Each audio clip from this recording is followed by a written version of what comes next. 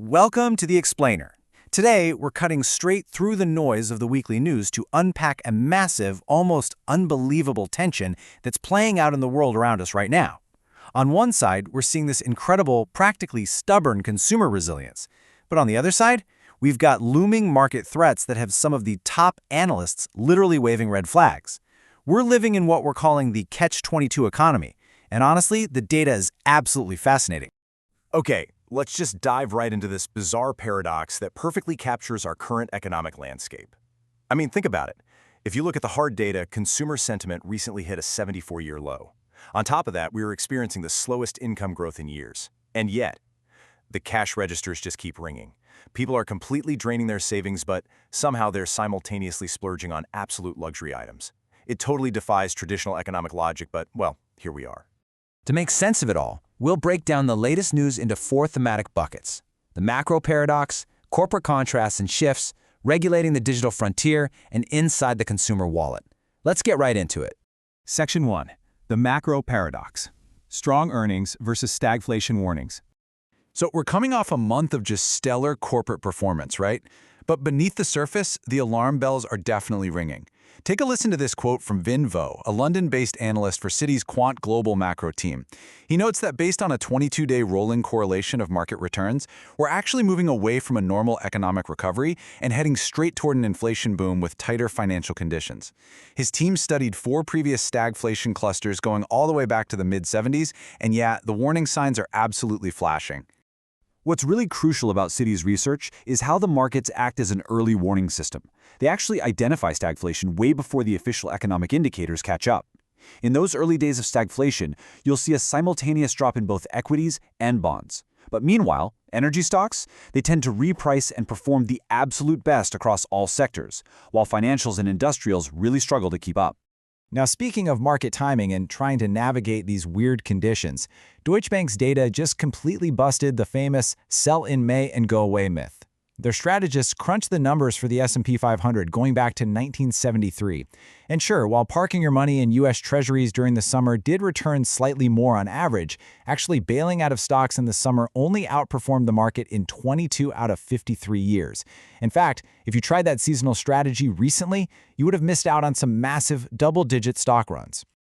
All this macroeconomic uncertainty is setting a pretty tense stage for Jerome Powell's final 2 weeks in the hot seat before his term as chairman of the Federal Reserve wraps up on May 15th. We're expecting Kevin Warsh's Senate confirmation vote to happen as early as May 11 to succeed him, though Powell is actually going to stay on as a Fed governor. Powell has had a wild, roller coaster 8-year term, navigating everything from the pandemic's massive economic shock to this relentless years-long battle against persistent inflation. It's a critical changing of the guard, especially right now when your wallet is really feeling the pressure. Okay, wrap your head around this number, 6.2%. That was the average personal savings rate for Americans in the entire decade before the pandemic. That was our baseline, you know? That was normal, everyday behavior for a healthy economy. But today, that rate has absolutely plummeted to 3.6%. Households are continuing to spend heavily despite those massive drops in consumer sentiment and the slowest income growth we've seen in years. So how are they actually doing it? Well, a huge factor is the stock market's strength. Wall Street has been super buoyant, largely driven by these massive K-shaped business investments in AI infrastructure. That tech boom has created a major wealth effect, which is encouraging well-off households to spend heavily and save almost nothing. It's an economy practically running on faith in one hot sector. Section 2. Corporate contrasts and shifts. Hoarding cash versus liquidating assets. Let's look at the ultimate safe players. Berkshire Hathaway is sitting on a staggering, record-breaking $380 billion in cash. Under new CEO Greg Abel, who just led his first annual meeting, Berkshire is playing it incredibly close to the vest. Despite having all that capital, they only bought back $235 million in stock during the first quarter, even when their share prices took a dip. Abel says they're simply waiting for the right opportunities, which signals some extreme caution in this current environment.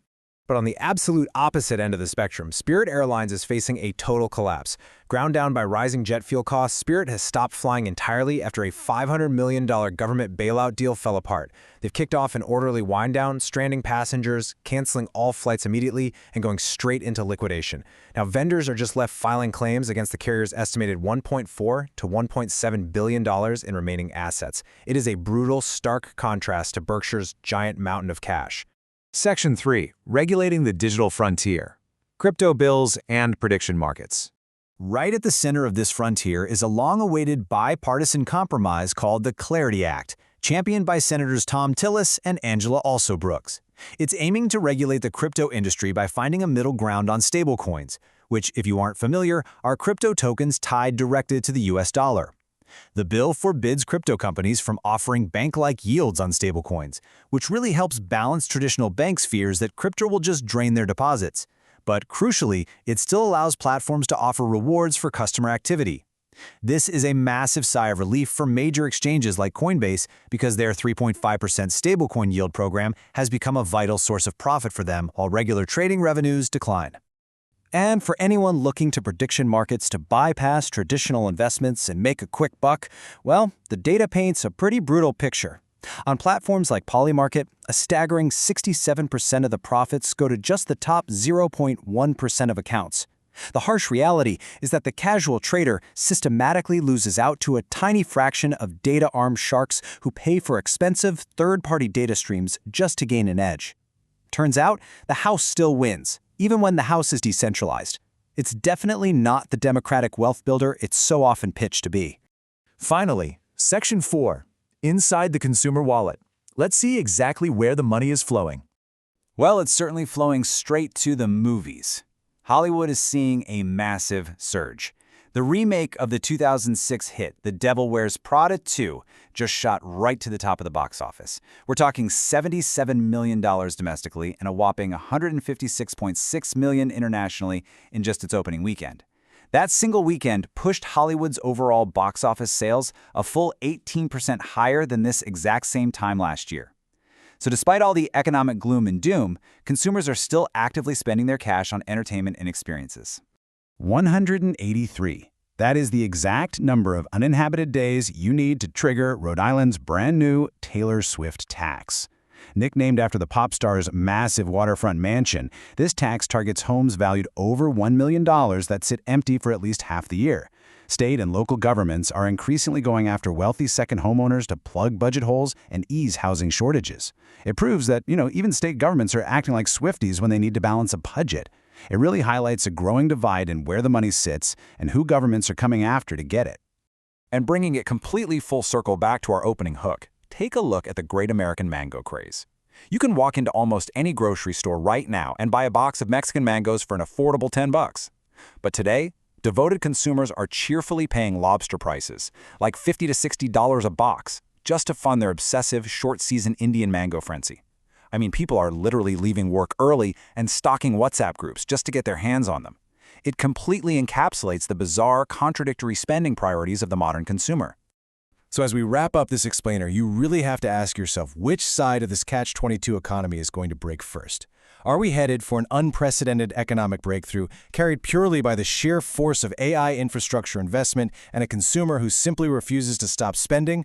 Or are we inching toward a severe breakdown fueled by the very real early signs of stagflation and savings accounts that have been drained completely dry?